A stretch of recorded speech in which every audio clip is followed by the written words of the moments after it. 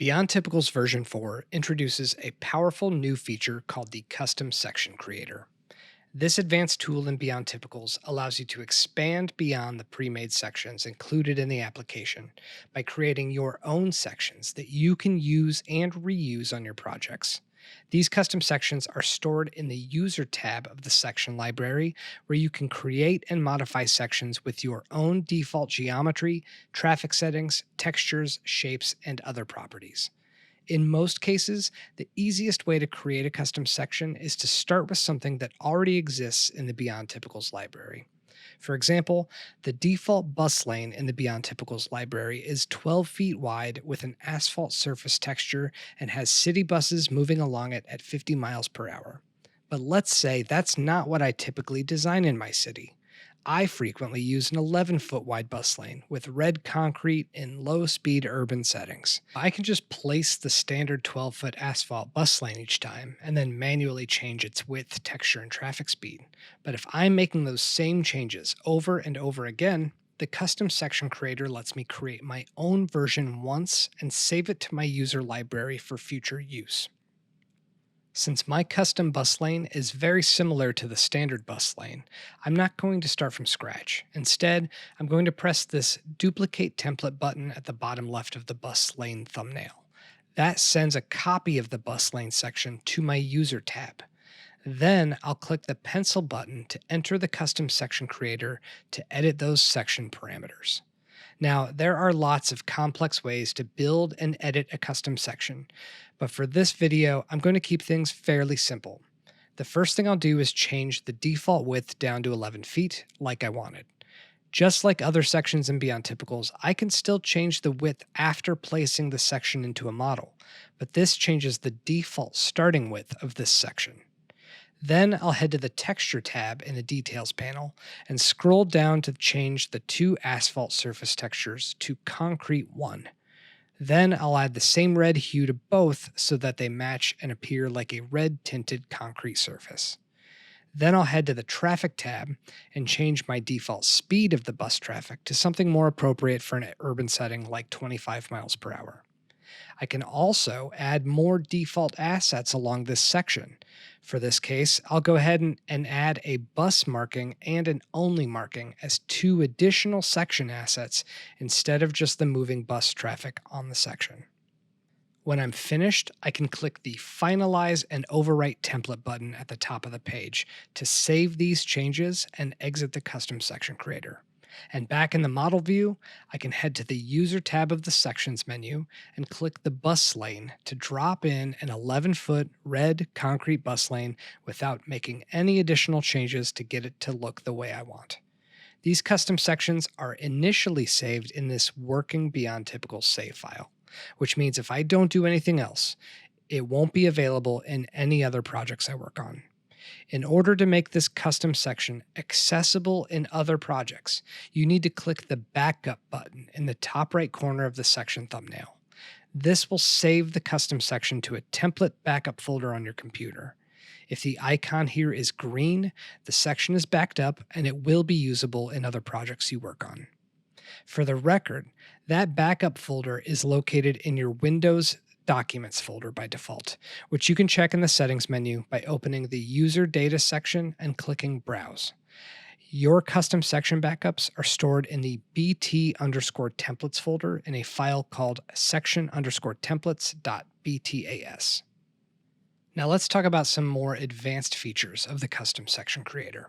Let's say I want a similar bus lane, but I want a thicker concrete surface layer. I'm going to make a copy of this custom bus lane and edit it to say 9-inch concrete bus lane, then click the pencil icon to edit it further. To make this bus lane have a thicker surface layer, I'll need to edit the shapes used to build this section.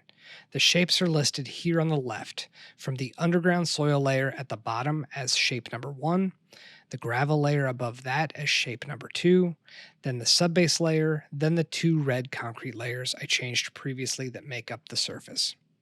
I want to edit the depth of these layers to reduce the height of the soil layer at the bottom by a few inches, then move the gravel and subbase layers down to match the new top of that soil, and then increase the height of the concrete layers so that everything is still 5 feet tall when put together.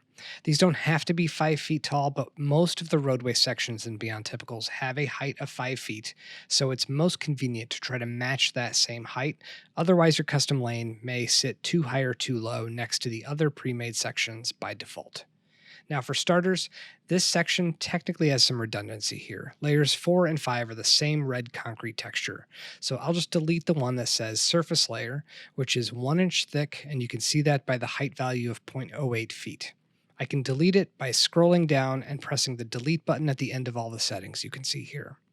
Then I'll take this layer 4, called asphalt layer because we never renamed it when we first changed the bus lane to the concrete lane in the first part of this video. And I'll make this a height of 0.75 feet or 9 inches like we want to see. Now, this section is taller than 5 feet, so we need to shrink and move the layers below it. There is a helpful guide for measuring here in the custom section creator. I'm going to toggle on the show rulers feature at the top.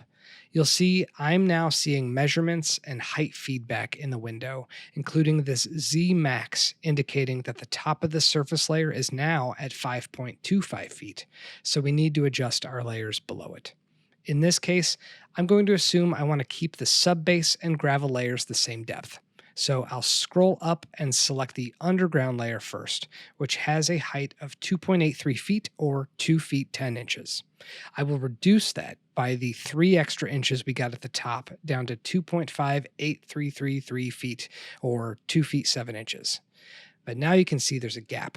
So we can select this 1 foot tall gravel layer above it and either move the Z location from 2.83 down to 2.583, or you can use the selection gizmo to move it up and down by clicking and holding the blue arrow. In the custom section creator, there is a snapping feature on by default to help you move things around with this gizmo so that it snaps to origin points of other objects in the scene. If you want to temporarily disable the snapping, you can hold the Alt button on your keyboard while moving the objects with the gizmo. Since this object doesn't want to snap to the top of the soil layer, I'll just manually type in that 2.5833 value to the Z location field. Then I'll move on to the subbase layer and do the same. I'll drop the 3.83 value by those 3 inches to a Z coordinate of 3.583. Then lastly, I can move the concrete surface layer down from 4.5 to 4.25. I'll also rename the top shape concrete layer while I'm at it. Now that I'm finished, I can save this new bus lane section by clicking the Finalize and Overwrite Template button at the top. But that's not the last thing I want to do to this custom section. Now I want to show how to add a thumbnail to the section for easier access to it later. This is optional, and you can add any image to this for a thumbnail that you want, but I want to match a similar format to the thumbnails in the section library. So I'm going to start a new blank project, place just this section, and rotate and zoom the camera to position it into frame. Then I'll render a 1080p screenshot of this, which I'll just put on my desktop. Then, back in the User tab of the Section menu, I'll click the plus button at the top left corner of the section to import a custom thumbnail and navigate to that render that I put on my desktop. Up comes a positioning window where you can adjust the size and position of the image into the thumbnail frame, then click Finalize in the lower right.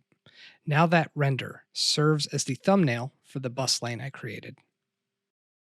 The examples in this video only cover a portion of what the custom section creator can do.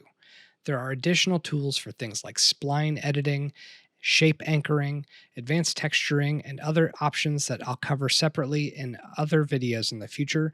But even with the basic tools I've covered here, you can take sections that you use repeatedly, build your preferred geometry, materials, traffic, and assets directly into them, and turn those repeated edits into reusable section templates for the future. That's really the goal of the custom section creator.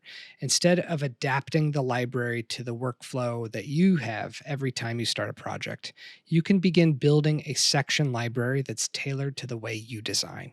And if you create a custom section that you think would be useful to other Beyond Typicals users, we'd love to hear about it.